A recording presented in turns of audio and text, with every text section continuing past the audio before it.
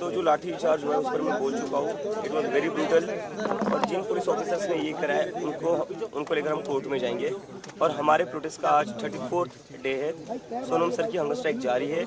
आज उनकी hunger strike का 26th डे है। तो जब तक हमारी डिमांड्स पूरी नहीं होती तब तक हमारा प्रोटेस्ट जारी रहेगा। But we are requesting Sonam sir to end his hunger strike because we can not afford to lose his life.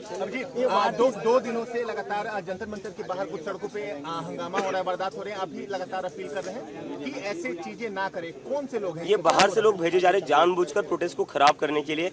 हम यहाँ पर 1 महीने से बैठे हुए थे, 1 महीने में ऐसी कोई वारदात नहीं हुई। लेकिन अब क्या हो रहा है, जैसे ये प्रोटेस्ट बड़ा हो गया है तो ये बाहर से गुंडे भेजे जा रहे हैं बीजेपी द्वारा जानबूझकर लोगों को उकसाने के लिए। और यही लोग हैं जो पथराव कर रहे हैं बीजेपी के। पुलिस यहाँ पर पत्थरों के ट्रक लाकर रखती है, बीजेपी के गुंडे आते हैं, वो पत्थरबाजी करते हैं और फिर कॉकरोच जनता पार्टी के लोगों को बदनाम करते हैं। Abhijit ji, what about the discussion?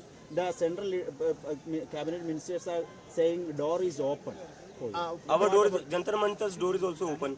Abhijit तिपकेजी, तुमची आता भूमिका काय नक्की नेमकी? तुम्ही आंदोलनावरती ठाम आहात, परंतु चर्चेसाठी तुम्हाला बोलवण्यात आलेलं आहे.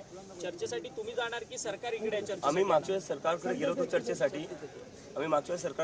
चर्चेसाठी, पण सरकारने 5 तास बसून ठेवलं. 5 तासात ते फक्त 10 मिनिटं बोलले. तर त्यांनी एका प्रकारे आमचा पूर्ण टाइम वेस्ट केलेला आहे. आता जर सरकारला चर्चा करायची असेल तर ही सरकारच्या घरी होणार नाही, आता ती जंतर परंतु तिपकेजी, या आंदोलनामध्ये अनेक वेगळ्या शक्ती देखील घुसलेल्या आहेत, तुमचं आंदोलन बिघडवण्याचं काम करतात आहेत. आणि या सगळ्या आंदोलन बिघडवत असताना पोलिसांचा देखील सौम्य लाठीचार्ज जो आहे तो आंदोलकांवरती होताना पाहायला मिळतो. काय सांगाल या संदर्भात? जे लोक इथं उत्मात करतात पोलीस त्यांना काही करत नाही. 12-12 वर्षांच्या मुलींवर लाठीमार करतायत. ते 15-15 वर्षांच्या मुलींचे कपडे फाडून त्यांना मारतायत.